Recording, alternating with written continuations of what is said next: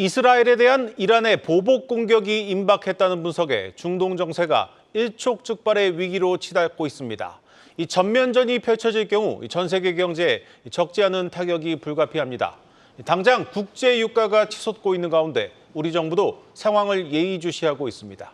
취재 기자와 자세히 들여다보겠습니다. 산업부 배창학 기자 나왔습니다. 배 기자, 우리 입장에서는 사실 가장 큰 문제가 이 국제 유가 아닙니까? 현재 상황은 어떻습니까?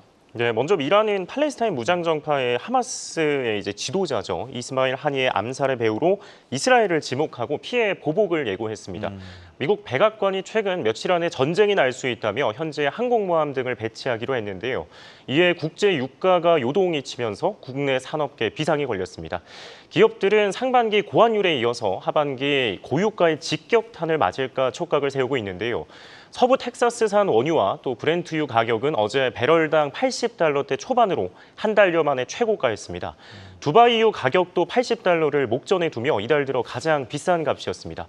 국제유가는 전 세계적인 경제 침체 걱정과 우려 속에 지난주 70달러대 초반으로 떨어졌는데 중동 리스크 확산으로 이번 주 10%나 올랐습니다. 일각에서는 다음 달이면 국제유가가 배럴당 100달러를 돌파할 것으로 보고 있습니다.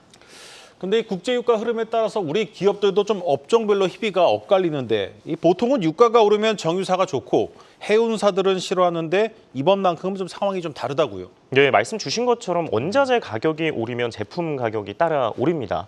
때문에 국제 유가가 오르면 정유사들의 수익 지표인 정제 마진이 덩달아 올라서 수익성이 늘어나게 됩니다. 하지만 이는 수요 없이는 뒷받침이 불가능한 일인데요. 대한석유협회 관계자는 국제 유가가 오르는데 수요가 늘지 않으면 원재료 등의 생산비만 증가해서 정제 마진이 도리어 내려간다고 밝혔습니다. 글로벌 경기 호황기에는 국제 유가가 오를 때 수요가 늘어서 정제 마진이 증가하지만 불황기에는 수요가 늘지 않아서 정제 마진이 하락할 수 있다는 것입니다. 중국의 저가 물량 공세 등으로 수요는 늘지 않고 또 공급은 늘어서 지난 2분기의 정제 마진은 직전 1분기 대비 반토막이 났고요.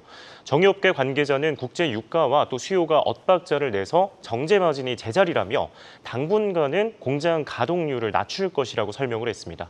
현재 정유사들의 정제 마진은 손익분기점보다 종이 한 장 차이 높은 수준인 것으로 알려져서요. 자칫하면은 손해를 볼 수 있는 상황이 됐습니다. 그렇다면 이 해운사나 항공사들은 어떻습니까? 이 유가에 대표적으로 민감한 곳들 아닙니까? 네, 이제 고환율에 이은 고유가가 해운업계에는 호재로 또 항공업계는 악재로 작용한다는 전문가들의 분석이 나오고 있습니다. HMM을 비롯한 해운사들은 배에 실을 수 있는 화물의 총량이죠. 이 선봉량이 증가하면서 운임이 줄었습니다. 하지만 중동 리스크 확산으로 운임이 증가하면서 호황기를 누리고 있습니다. 예로 후티 반군이 홍해를 항해하는 상선들을 공격하면서 수에즈 운하를 통해 인도양에서 지중해로 가는 통로가 막혔습니다. 이에 전 세계 선박들이 경로를 우회하면서 운임비가 증가한 것인데요. 해운사 관계자는 하반기 내내 우회 항로 채택이 지속될 것이라며 업황이 반등할 수 있는 환경이 조성되고 있다고 전했습니다. 반면에 이제 대한항공을 비롯한 항공사들은 기름값이 오르면 손실이 커져서 불황기를 맞을 수 있는데요. 유류비가 항공사들의 영업비용의 30%를 차지하기 때문입니다. 실제로 대한항공의 경우 유가가 배럴당 1달러 오르면 3천만 달러의 손해를 입는 것으로 분석되고 있습니다. 만약에 전면전으로까지 번져서 5차 중동 전쟁으로까지 확산을 하면 전 세계 무역 자체가 좀 차질을 빚게 될 텐데 그렇게 되면 요즘 잘 나가고 있는 우리 수출에도 영향이 있지 않겠습니까? 네, 우리나라 역시 수출 중심의 국가이기 때문에 타격이 불가피할 것으로 보입니다. 하지만 정부는 하반기 수출 호조세를 보일 것이라고 보고 있지만 전 세계적인 경기 침체 그리고 5차 중동 전쟁이 현실화될 경우 이야기는 달라집니다. 여기에 미국 대선 이후 보호무역주의에 따른 공급망 개편 가능성이 상존해 있는데요. 정부는 중동 리스크 확산에 따른 수출 영향은 제한적이라며 수출 바우처, 물류비 등을 확대하겠다고 밝혔습니다. 산업부는 이달 들어서 관련 업계와 긴급 회의를 열고 석유와 또 가스 수급 상황을 점검하고 있습니다. 산업부는 석유와 가스 수급에는 문제가 없으며 유사시에 반년 이상 쓸 수 있는 분량의 비축유 그리고 가스 재고분을 보유 중이라며 경기가 침체될 수 있다, 또 영향을 받을 수 있다는 입장에 선을 그었고요.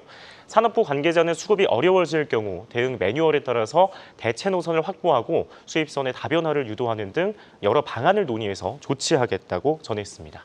네, 잘 들었습니다. 산업부 배창학 기자였습니다.